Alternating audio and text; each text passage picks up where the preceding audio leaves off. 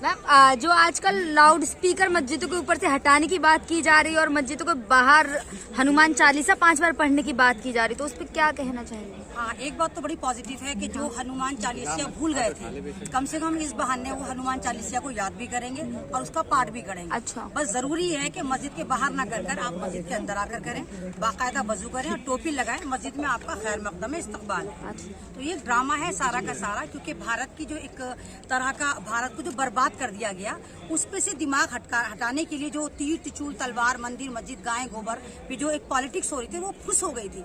अब नया फंडा निकाल के लाए, कभी तो हिजाब पे पीछे पड़ जाते हैं, कभी मस्जिद के पीछे पड़ जाते हैं, कभी अजान के पीछे पड़ जाते हैं। तो ये सारी स्ट्रेटेजी है। इसके पीछे आप देखो लीमू कहाँ कर दिया, 400 रुपए किलो कर दिया। हाँ। पेट्रोल 125 पार हो गया और भक्त कुछ मुल्ले काटे जाएंगे, मुल्ले काटे जाएंगे। भक्तों को बस ये बस मुल्ले काटे जाएं, पेट्रोल 1000 के पार हो जाए। क्योंकि मोदी जी की पास की नजर तो बहुत कमजोर है, दूर की नजर मोदी जी की बड़ी काम करती है। यूक्रेन में ये हो गया, पाकिस्तान में इमरान खान मर गया, जिंदा हो गया, ये आएगा वो आएगा, अमेरिका ये कर रहा है। लेकिन मोदी जी की पास की जो नजर है वो काम नहीं करती कि भारत में हो क्या रहा है। लेकिन मैम, महंगाई मुद्दा तो नहीं है ना?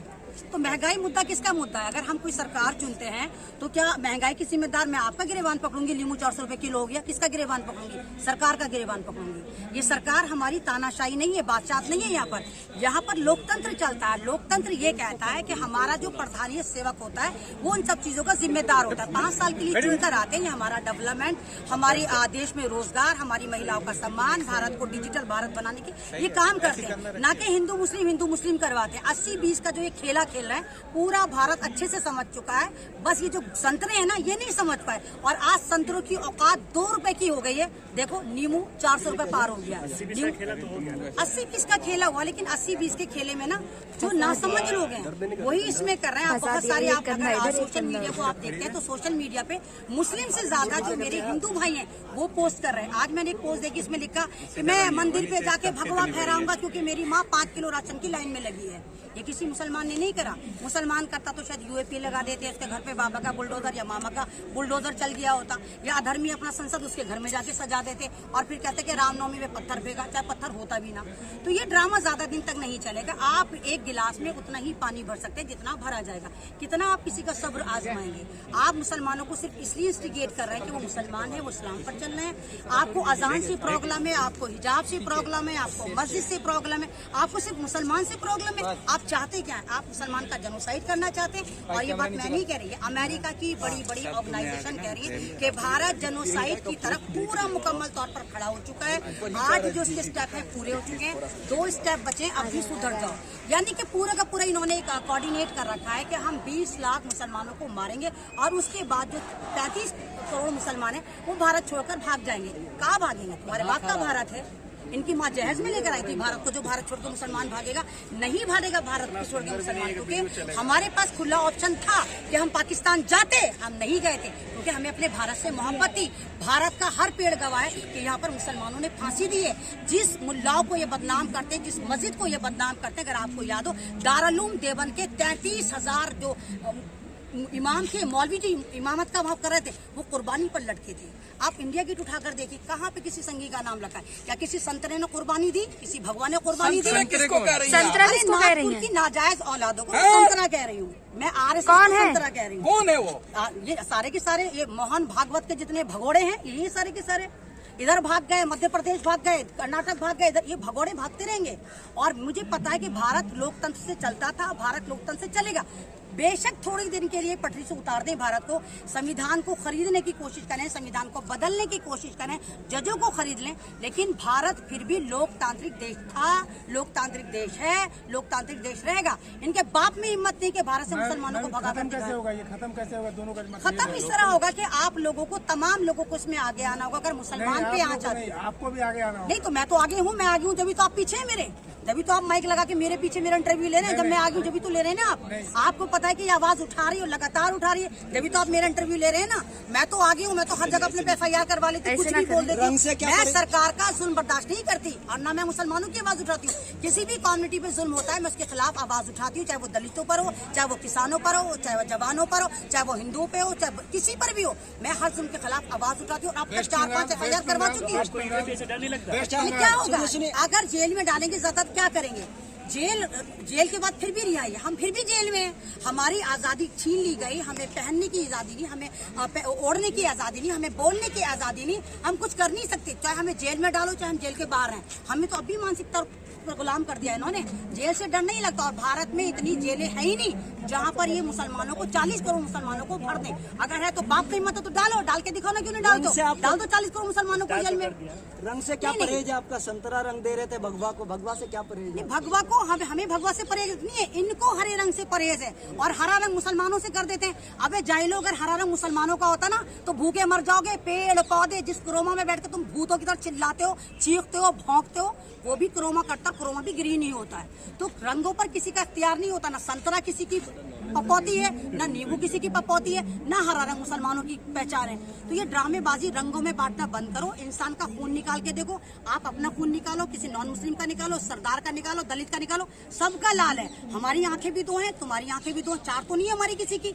बस ये है कि हम लोग संविधान को फॉलो करते हैं, हम इज्जत की बात करते हैं। हम ये नहीं जय श्री राम का नारा लगाया, किसी को भी मार दिया, जय श्री राम का नारा लगाया, मंदिर में घुस गए, मस्जिद में घुस गए, उत्पाद मचा दिया, हम वो वाले नहीं। हम कल भी इंसाफ पसंद। जय श्री राम का नारा लगाना गलत है क्या? जय श्री राम का नारा लगाना गलत नहीं है। जय श्री राम का नारा लगाकर जय श्री राम से आपको नहीं, आपने कहा ना जय श्री राम का नारा। नहीं, जय श्री राम का जय श्री राम के नारे आप से जय श्री राम को बदनाम नहीं कर सकते। और जय श्री राम तो है नहीं, सॉरी, जय सिया राम है। सिया राम आता है, श्री राम नहीं आता। तो इनने भगवा तो लेकर आए, जय श्री आपको राम। नारे से दिक्कत है? नारे से दिक्कत नहीं, मैं बोली जय श्री राम, जय श्री राम, कुछ हो गया?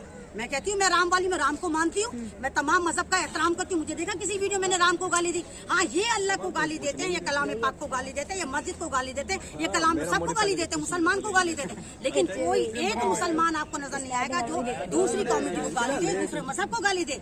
हम अगर मुसलमान है तो हमारी कलाम पाक में लिखा हुआ है कि हम तमाम मज़ाहिब का।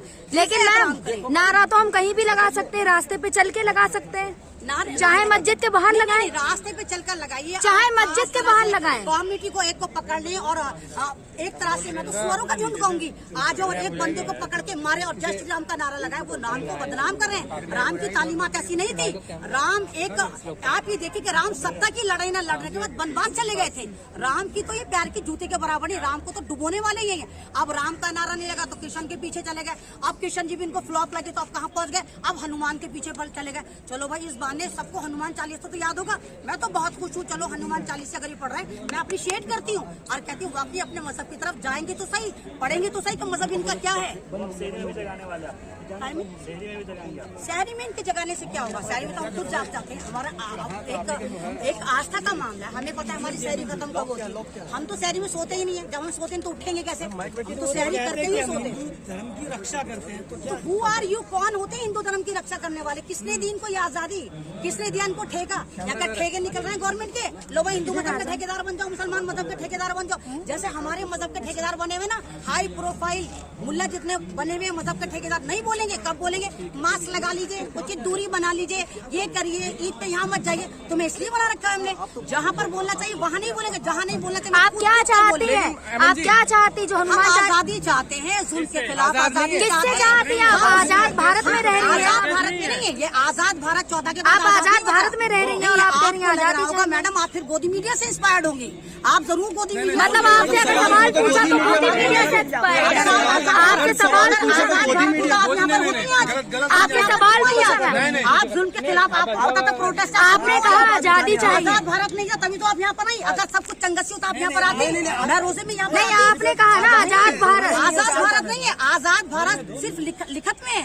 आप मुझे स्टिकेट नहीं करेंगी। अच्छा, आप नहीं, आजाद भारत होता तो रोजे में हम लोग यहाँ पर खड़े होकर मैम, आजाद भारत तो कहा जाता है ना।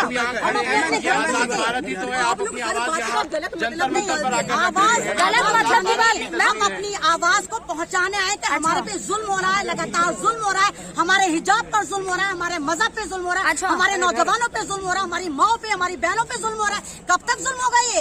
आजाद भारत में और किसी को नहीं चुना? क्या प्रधान सेवक हमारे नहीं है? अगर बीजेपी के हैं तो सिर्फ RSS वाले हैं? मुसलमानों को एकजुट हो जाना चाहिए, मुसलमानों को समझना ये चाहिए कि हमारा अच्छा बुरा क्या। मुसलमानों को अपने अच्छे लीडर पैदा करने चाहिए जो सही गाइडेंस। अच्छा, तो मानती है ना? काली पट्टी लगा लेना, काली पट्टी लगा के क्या होगा? कुछ होगा काली पट्टी लगाकर? इधर चल जाइए हो क्या राजस्थान में जो दुकानें फूकी वो चल जाएंगी काली पट्टी लगाकर? क्या मध्य प्रदेश में जो घर फूके, औरतों की इज्जत लूटी, नौजवान मरे, वो जिंदा हो जाएंगे? काली पट्टी लगाने से कुछ नहीं होगा। आपको एकजुट होना चाहिए, आपको आपस में कोऑर्डिनेट करना चाहिए, आपको उनके धर्म का सम्मान करना चाहिए, उनको आपके धर्म का सम्मान करना चाहिए। आज से पहले क्या नहीं होता था? क्या हम ईद दिवाली साथ नहीं मनाते थे? मैं खुद जाती थी मंदिर, मैं खुद जाती थी गिरजाघर, मैं खुद जाती थी, होली दिवाली सब मनाते थे हम साथ। फिर ऐसा क्या हुआ सन 2014 के बाद? सब चीजें मुश्किल हो गई। लेकिन आप तो मोदी जी पे आरोप लगा, लेकिन कांग्रेस पे क्या कहेंगे? जो नहीं, तो कांग्रेस का ही करा धरा है। अगर कांग्रेस सही चली होती तो मोदी जी सत्ता में ना आए थे। इन्होंने जो 75 साल में भारत को डसा, इनके डसने की वजह से हमने सोचा हाय चाय वाला आ गया हमारे जैसा है, हम किचन वाले, ये चाय वाला, आपस में हमारी खूब अच्छी दोस्ती रहेगी, हम समझेगा ये चाय बनाते, हम खाना बनाते, घर का ही मामला है, इसलिए हमने मोदी जी को चुना। हमें क्या मालूम कि चाय करते करते पूरे भारत को चाय पत्ती की तरह बेच डाला और चमचे फ्री में आ गए सारे चाय के साथ। हमें क्या मालूम? चमचे किसे कह रही हैं आप मैम? आप चमचे किसे कह रही हैं? चमचे जिनको कहा, किसे कह रहे हैं आप? आपको नहीं कहा, आपको नहीं कहा, मोदी मीडिया को बोला, RSS को बोला, और ₹2 करके मिलने वाले उनको बोला, आपको नहीं बोला। अच्छा, तो जहाँ पानी होता है वहाँ गड्ढे में बात लगे। 2014 के बाद देश आजाद हुआ, क्या नहीं है? मैंने नहीं बोला, ये डिजिटल तवायफ नहीं बोला, ये मैंने नहीं बोला, ये डिजिटल तवायफ नहीं बोला। 14 के बाद भारत आजाद हुआ। आजाद भारत में रह रहे हैं। आजाद भारत में रह रही हैं आप? भारत गुलामी की तरफ जा रहा है, आजाद भारत नहीं है। अगर भारत आजाद होता, यहाँ पर बात कहने की आजादी होती। जो भी अपने हक की बात करता है UAP लगा लो भाई, जेल में डाल दो। जो भी कहता बाबा का बुलडोजर गलत चला, चलो भाई इसका मकान भी उड़ा दो। वीडियो पसंद आई हो तो वीडियो को लाइक करें, चैनल को सब्सक्राइब करें, सब्सक्राइब बटन के साथ लगे नोटिफिकेशन बेल आइकन को भी दबा दें ताकि आप हमारी हर वीडियो से अपडेट रह सकें।